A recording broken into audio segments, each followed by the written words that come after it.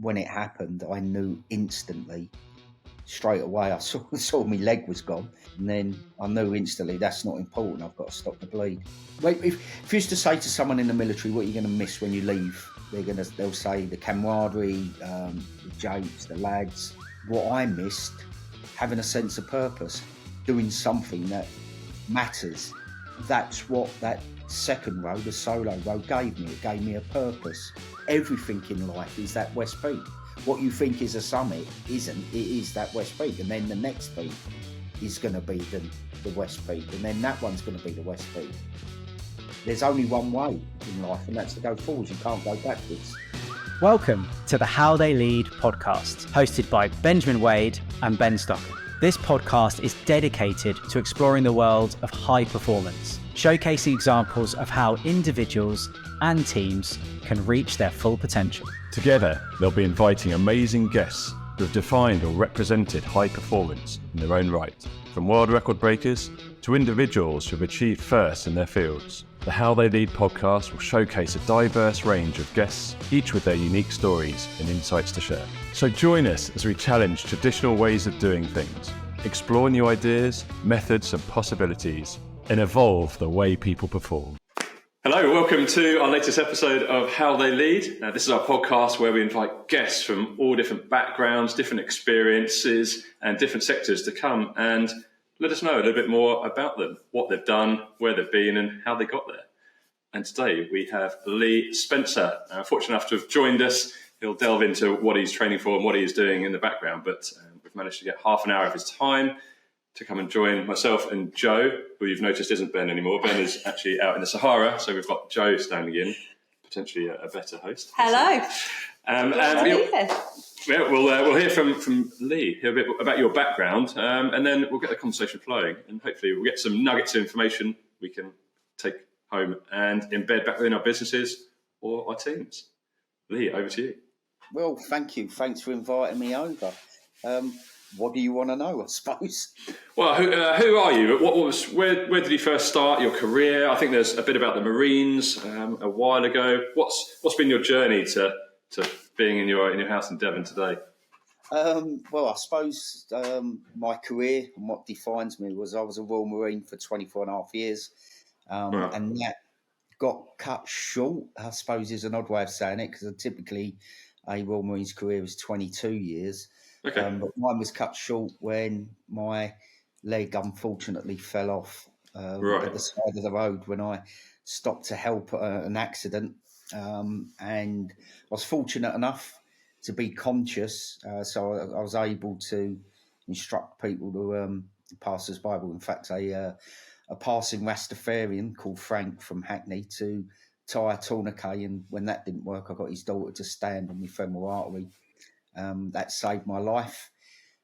Lost my career, lost my purpose in life, lost everything almost, and then got the opportunity to row an ocean as part of the world's first all amputee crew to row, and got a world record for that. And that gave me the stupid idea of doing it myself. And that's why I rowed the Atlantic from Portugal to Cayenne in South America, solo and unsupported. Became the first disabled person to do it, the fourth person in history, but also became the fastest. I beat the able-bodied record by 36 days. Wow. And I am the world's only disabled person to break and hold an endurance record, or a world record in an endurance event. So that's very brief who I am and what I've done. Very brief, but I think there's about 6 or 7 different amazing stories all just thrown in there. Where do we start with that? Are you okay talking about what happened and the accident, or is that something you don't like talking about? No, I'm absolute open book. So, I mean, most people would probably think of the Marines and going out into theatre, Afghanistan, and potentially something happening out there. But for you, actually, it was back in the UK, was it? Yeah. So it was on the M3, close to Surrey, around midnight. I came across a car that had crashed into the central reservation.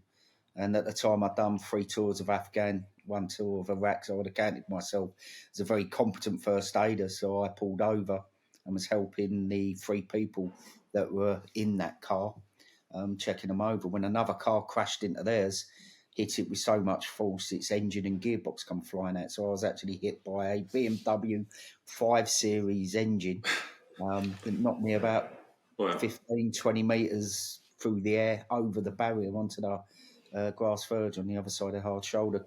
Took me right leg off below the knee and completely dislocated my left leg. Well, that's that's incredible. Lost for words. It's commendable that you stopped and put your own. Well, I suppose you didn't know that your life was going to be in danger, was it? You just selflessly decided to help. Everyone I've explained the exact circumstances of that would have stopped. I don't know anyone actually who wouldn't have stopped. So that wasn't particularly selfish. It was a very normal thing to do. Would you have done that had you not been in the Marines? Like how did the Marines and your time there sort of shape your decision making, maybe, or your self leadership style, I guess, or your leadership style? No, it was one of them. You couldn't. I dare say there are people who would have driven round and then gone on their merry way, but genuinely they're few and far between. It was a very ordinary action, actually, to stop. The reason I'm still here is partly down to training in the Marines, but I'd say more down to my experiences in Afghan, where I'd done 3 6-month tours of Afghan, where every time you went out on the ground, you kind of made peace with yourself that, that you might step on an IED. So that was the most prevalent danger.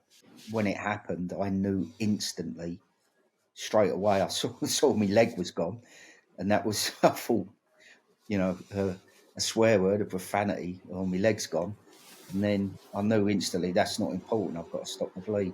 Yeah. And actually, when the ambulance finally turned up, I'd lost over half my body's blood. So I'd gone past the point where people tend to die. And I was literally hanging on by my fingernails. So if I hadn't reacted as quickly as I did, I absolutely wouldn't be here now. And if Frank, the Rastafarian, hadn't stopped and helped me, I wouldn't be here now. Lee, it's such a horrendous incident to happen. And how does something like that affect your outlook on life and how you go about your day to day? Not in a big way, actually, because I woke up the next day in hospital just glad to be alive. I knew how hard I fought to stay alive, and I knew that I was absolutely on a knife edge between life and death. I knew exactly. It's counting off all the classic symptoms of shock where your body packs as much blood as it can into your abdomen to keep keep your vital organs going, but it takes it from your extremities, so you get pins and needles and numbness. It's basically your body shuts down from the outside in. And I could, because I was a competent first aider, I knew what was happening. I knew that I was minutes, seconds, maybe even from unconsciousness. And as soon as I went unconscious, I was dead. So when I woke up in hospital, it was, I'm here, I'm alive. My leg's gone, but I'm here. And, it's things I can't do now.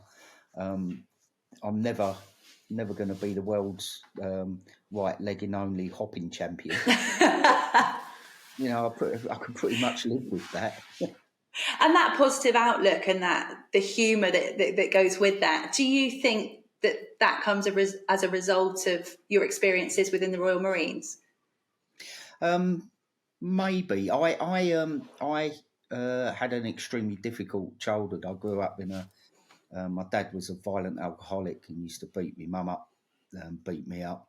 And that really dominated my early life. And I really struggled as a early teenager, really, really struggled with life.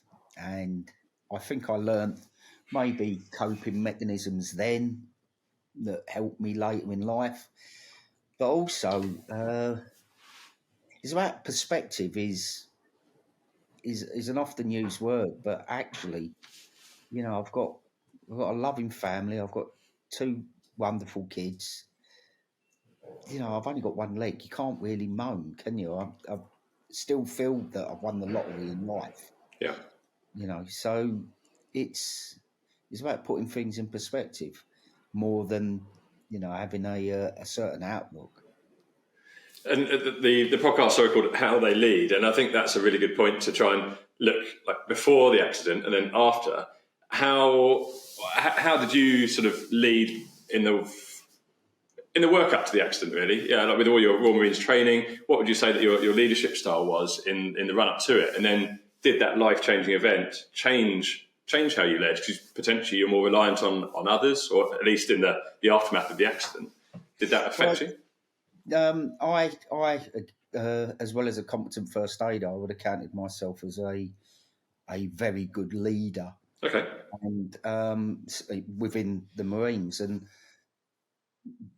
what that was based on was I was fortunate enough to have lots of leaders at lots of different levels, and it gives you a vast experience where you pick the best bits of and the most effective ways, methods from people that were particularly good, and also you get a lot of lessons on how not to as well. Yeah. They're equally as important.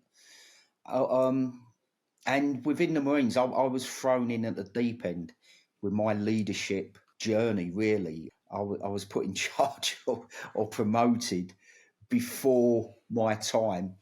Okay. In a very, very senior troop. In fact, they were like feral cats. It was just unbelievably hard to lead. And there's probably a common misconception of leadership within the military that it's based on rank and badge.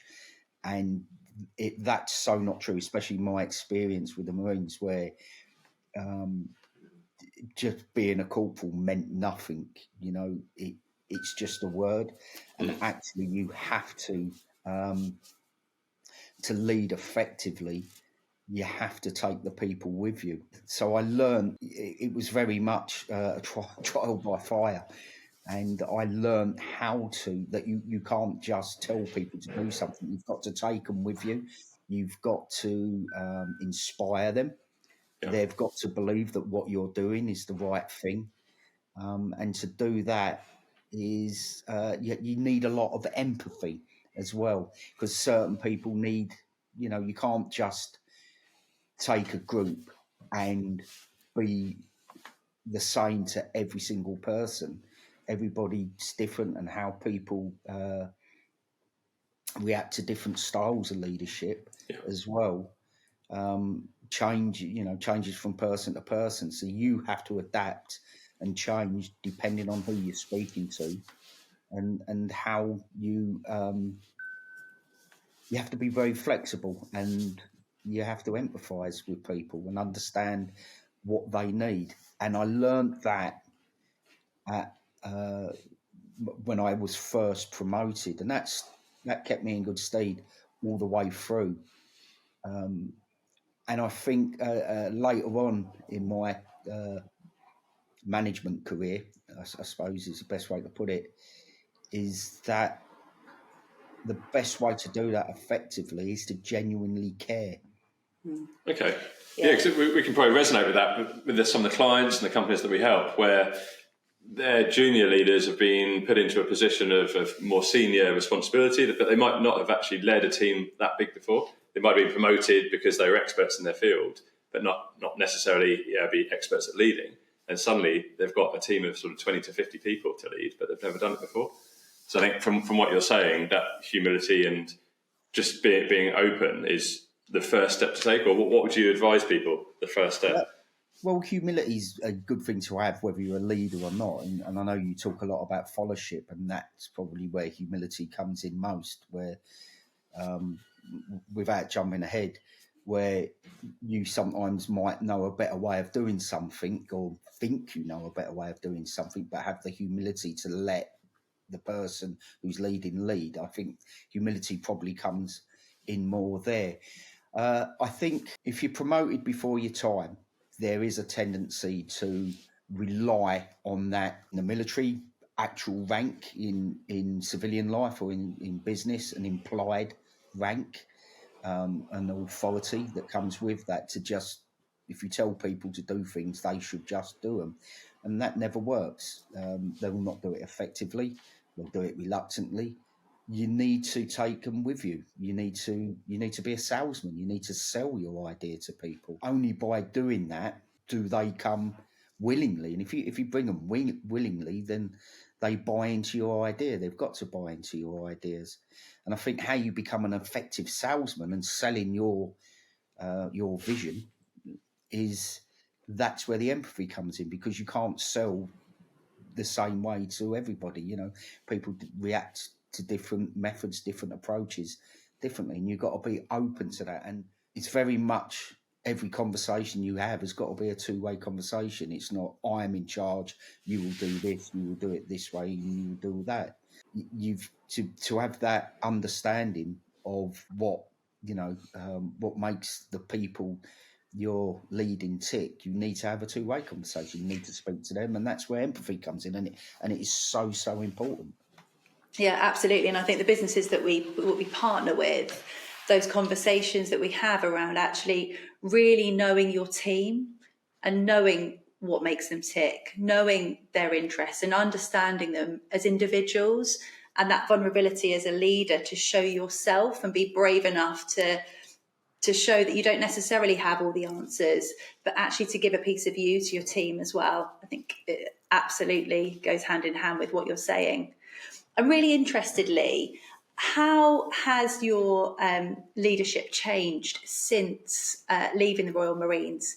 Do you feel that since the accident and everything that happened, that there's been a shift in your leadership style at all? I don't think so. I've not trying to think of anything that I've led, really. Because we started talking about being like more vulnerable and open, which increases trust. But then actually, I guess the accident has made you can't get away from the potential vulnerability of having something slightly different and having that in the back of your mind. So for some people who have had that happen to, maybe that's something to get your mind around, I imagine, not having been in that situation. But it's it's a really traumatic thing to happen, and I lost on the surface, it appears that I lost a lot. I lost my career.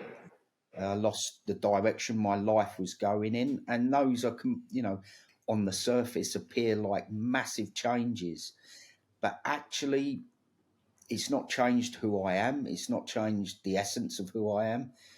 It's another experience I have to bring to the table, and that goes for leadership as well as everything else. But as a fundamental change, it's not as impactful as you perhaps might think or believe. That I am still the same person I was before I got out that vehicle. And this is so inspirational for people who are listening to your story and the events that have happened to you. That positive outlook is just incredible. It's so inspirational. Yeah, I was going to say, is this? Go on. I have a mantra that I probably should tell you about, and that's every day can sometimes be a challenge, and I'm lucky enough, and I'm tapping wood now.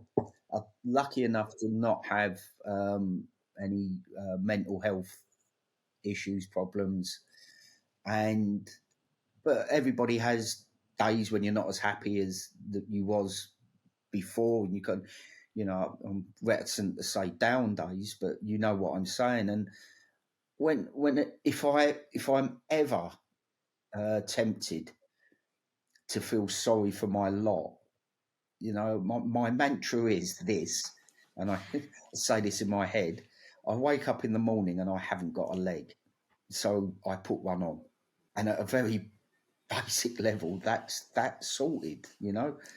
It is what it is, but I can get up, I can walk about, I can put a prosthetic leg on.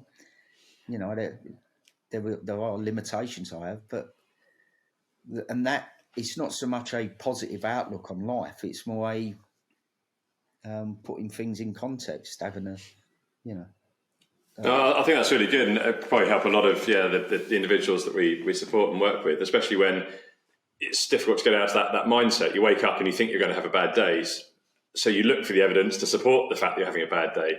Whereas if you wake up and think, actually, I'm going to have a good day, then you look at the positive aspects to support that. Well, that's so true. I think that's part of the human condition is we try to attach meaning of the feelings, and our feelings are inside us. They don't exist in the world beyond in our own minds, in our own brains. That's where that's their only concept or their own reality. So we try and hang our feelings on what's happening. So you do look, if you wake up and you feel slightly down, you go, I knew today was going to be a bad day. The moment I woke up on the wrong side of the bed.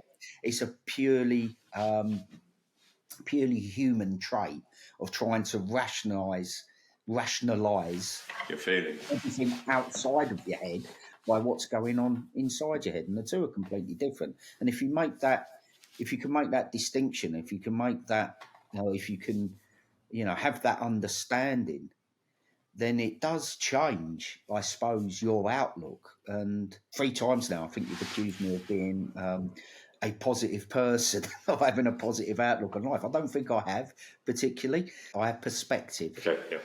And I think that's so important as well, because I think perspective, it's taken a leap from the feelings you have that only exist in your head and actually looking at the world out there that doesn't exist in your head and drawing a comparison between the two. And I think that if you can do that on a daily basis, then that's what gives you perspective.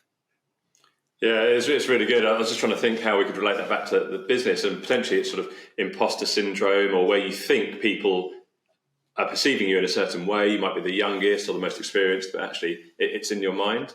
And then you look for the flaws, you look for things to back that up, but actually it's just your perception of how people are thinking of you. That links really closely into Stephen Covey's circle of control, with actually controlling the controllables, and not stressing about the things that we don't have any control over, and really focusing where we need to on the things that we can actually influence and control. Yeah. Sorry, what did you call that? So-and-so circle? Stephen Covey's circle of control. Yeah, circle of control. What you can control, what you can influence, and actually just what concerns you, or the different spheres. And you want to be able to worry about the things that you can actually control and not worry about the things that you've got no influence or control over. Yeah, I suppose so. But, if you want to relate that back to business, business is about the people and individuals, and if people, and you mentioned there imposter syndrome. I always find that, because I've yet to come across someone who has not had imposter syndrome. And I mean, you wish, like, you get to a certain age and you realise that everybody else has been making it up as they go along. You wish you knew that. Yeah, you was making it up as you was going along. It would make you feel so much better about it. But you're just old enough and bold enough to admit it, aren't you? Yeah. When you look back.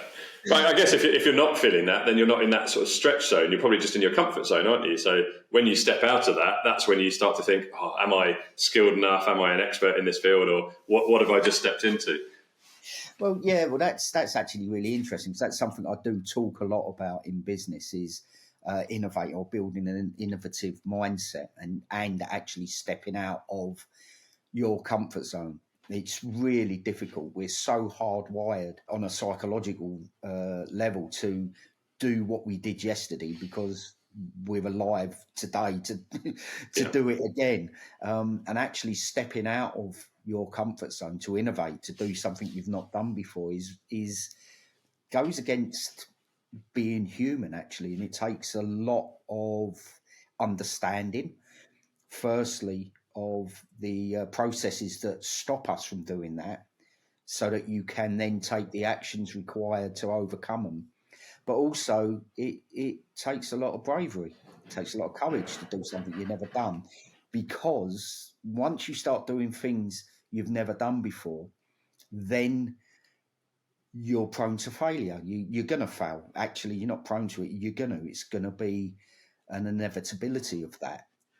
And once you fail, it's being able to pick yourself up and go again.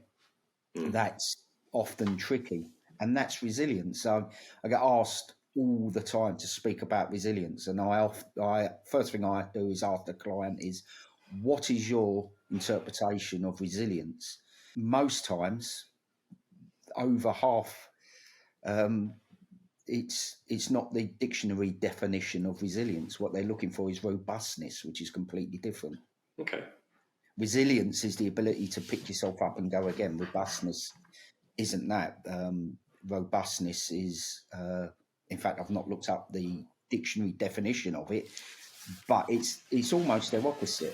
The definition for resilience in the dictionary is first to pick yourself up after a failure, and the second part is a substance that is malleable, is able to bounce back to how it was, which is the opposite of robustness, I'm going to guess, without checking the dictionary, which is immovable, doesn't have that flexibility.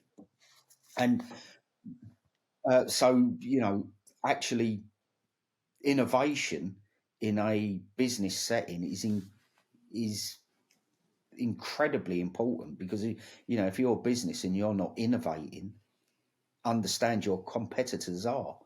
And really, and it all ties in with failing and resilience and picking yourself up to go again, because the only real failure, or the catastrophic failure, is the failure to innovate. So we have to create that environment to set people up to try to fail, but to fail fast, learn from it and move on, not that blame culture. In the military, we train for 95% of the time to actually do the business part 5% of the time. In business, it's completely the other way round. They haven't got that luxury. They can't train for 95% of the time. 95% of the time they're doing that business, and 5% of the time they're actually training where they can fail. So it's about, as a business leader and a team leader, it's about setting those parameters and allowing your team to fail within those parameters so that it doesn't have a lasting and damaging effect. Catastrophic. But if you don't do that, then overall you're going to fail. If you don't innovate, if you don't allow your team to try new things, to develop, to have an innovative mindset, if you don't do that, then you will fail as a business completely. And did you plan sort of just to have a think about your time on the boat then, and how that links to what you've just spoken about? Was that to push you in terms of like pushing your boundaries? It's something that's an unknown, so you wanted to develop more resilience, or what was your end goal for getting onto that boat and starting to row? If I knew that, then I could reverse engineer it and never go near the road. It was that bad, was it? It's an odd story that has nothing to do with business or. I found I was in Afghanistan. I found a puppy and just rescued it. Ended up getting lumbered looking after it, and a charity. I got put in touch with a charity who brought the dog back, and it became our family pet. But they asked me to do some fundraising for them. Now, I would never have ever considered myself as being someone who could do something impressive enough to ask people to give you money. So it's completely off my radar. But I got the bug, done a couple of other things, and raised 6 months before I lost my leg. I ran a double marathon over Dartmoor, so I ran 52 miles over Dartmoor to raise money to buy a robotic exoskeleton for a young lad who had been paralysed from the neck down. That, when I lost my leg and woke up in hospital, I thought the person that I was had gone. I was a volunteer for special duties. I worked undercover in Afghanistan. And that person who defined themselves by what they could do physically, I thought had gone forever. But that pathway that had already been laid out and well trod of doing things for charity, sort of that was an easy switch to do. So it was. So I set myself a goal of raising 10,000. That was all for the Royal Marines charity in my first year without a leg. And then at the end of that year, I was sort of wondering what was going to happen, where I was going, and I got an email asking for volunteers. So it came down to timing. Rowing, I've never rowed a boat before, never been to sea in that way in a small yacht. Obviously been in big Royal Navy transporters, troop transporters, where, you know, think more cruise liner in terms of size, definitely not comfort on board. But, you know, it was something that was nowhere near my radar or anything I'd ever thought of doing before. And so I rode the Atlantic as part of a crew. It was four of us, and we only had 3 legs between us. And then that first night back on shore, I said to my wife, I'm thinking about doing this solo. And I saw an opportunity actually to do something that I thought was worthwhile. And it's, well, if you used to say to someone in the military, what are you going to miss when you leave? They'll say the camaraderie, the japes, the lads, not having a proper job.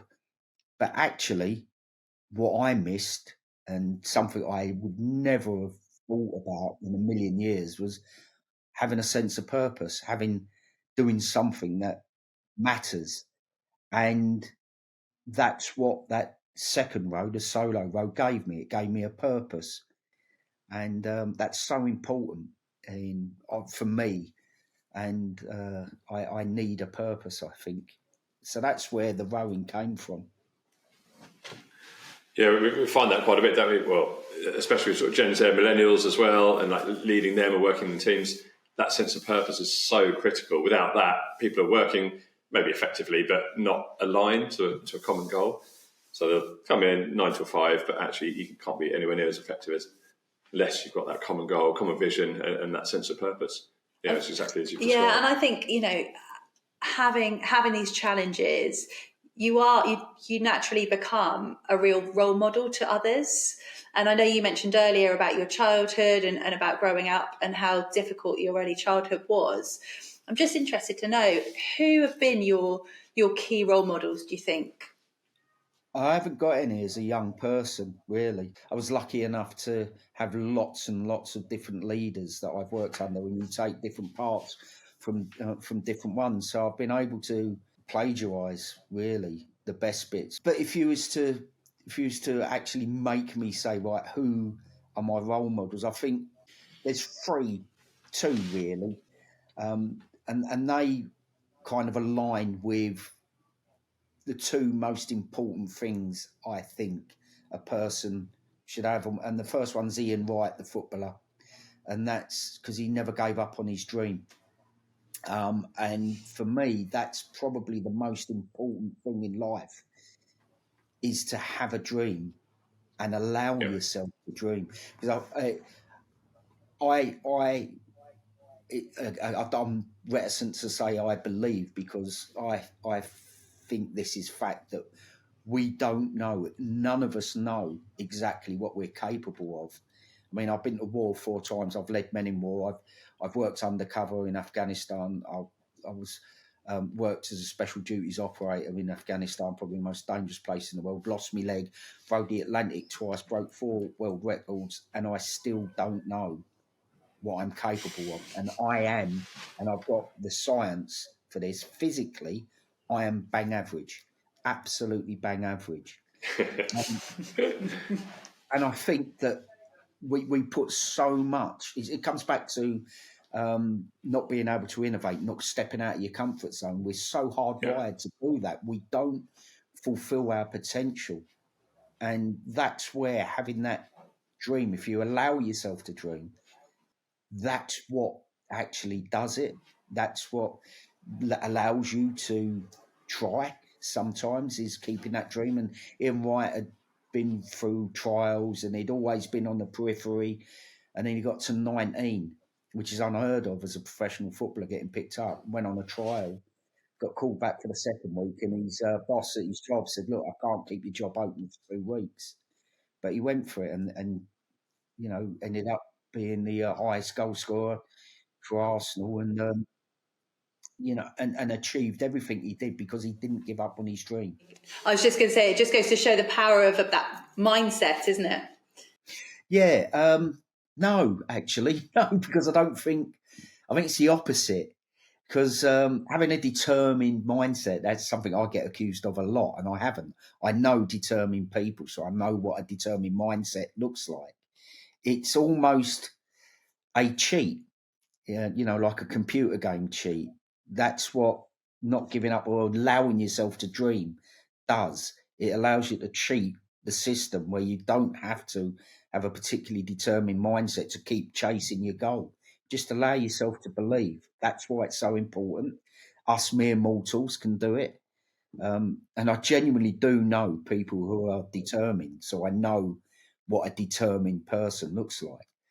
The second role model is probably Michael Eavis, the bloke who runs the Glastonbury Festival. He never gave up on his principles, even when all popular opinion was against him.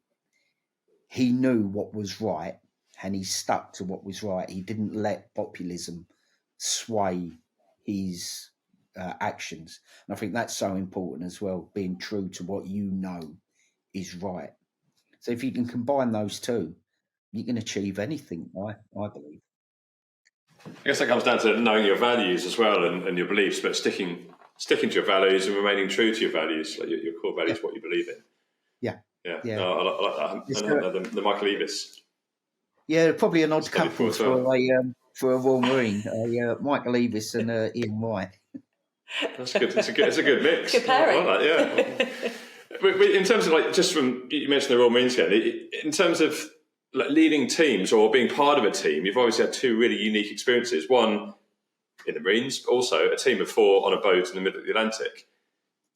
Were there similarities there in terms of working effectively as a team of 4 or a team and a troop?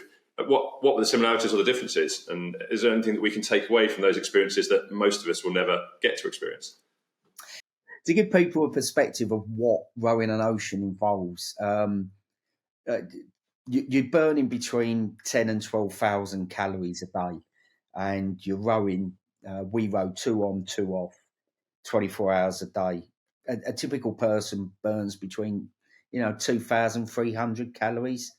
So that gives you an idea of the level of physical effort you're putting in whilst rowing across an ocean. It strips everything away. You get to see the person you're rowing with for who they really are. We all do it. We all throw up a persona. And in fact, to a certain degree, we do it to ourselves. We have a person we like to think we are. And that's probably the most significant factor or thing about rowing an ocean is that gets stripped away as well. So you get to see yourself for who you really are. And sometimes that can be a bit difficult conversation if you're not quite prepared for who you see staring back. When you're rowing, you're going to have bad days. You have good days, you have bad days. And you have to have an understanding that everyone on that boat is doing what they can at that particular moment. That's everything they can give. And I think I've talked a lot about empathy in being a leader. And I think that comes into teamwork as well. And I think that's probably, I developed my sense of empathy for others and how they're feeling on the boat more than leading as in normal circumstances, actually at war and leading men, taking buildings down. I think there's another aspect as well. I mentioned before about a particularly determined mindset that I've been accused of having. and also saying that physically I'm bang average. Well, I actually am.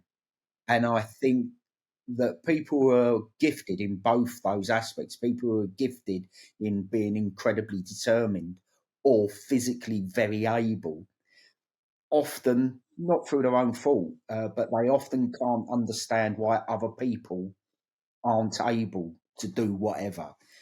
And to say they lack empathy sounds probably a little harsh and a bit, I'm going to say a word I've not said before, accusatory. Accusatory? Accusatory.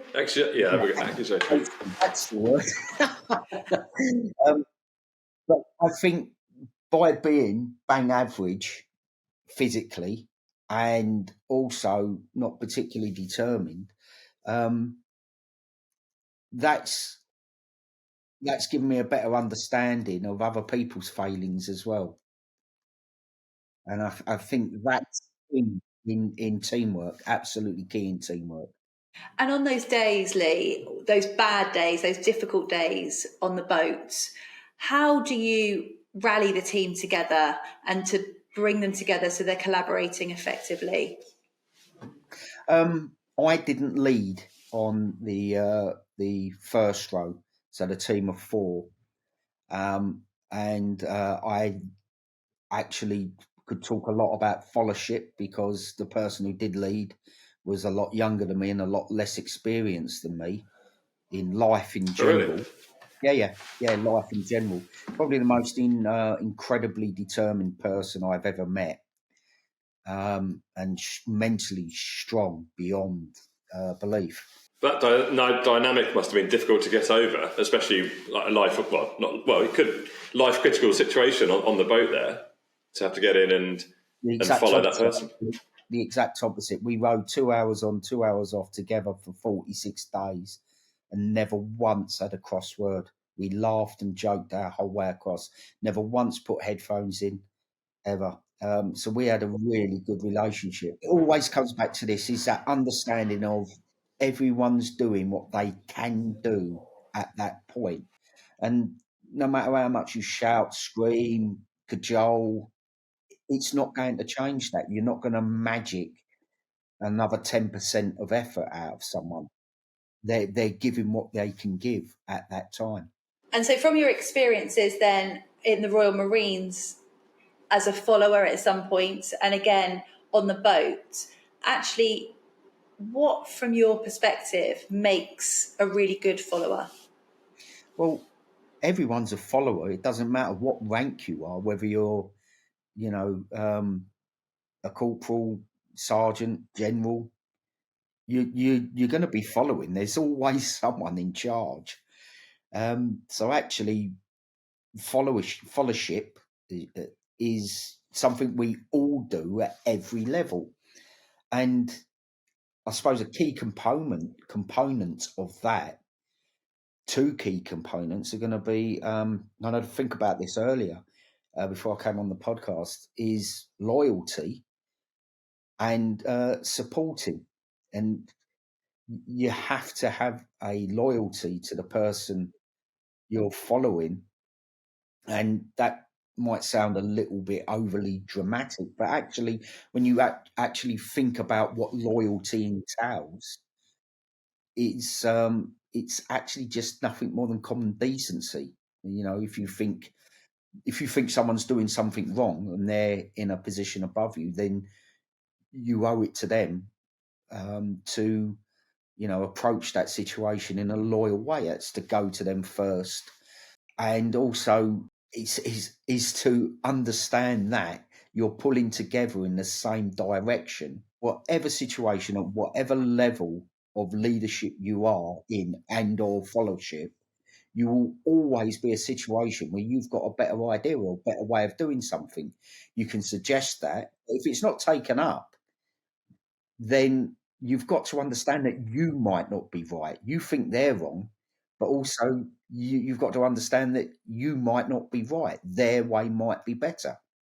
That kind of also ties into the last question that we sometimes finish with, which is a sort of Westby question.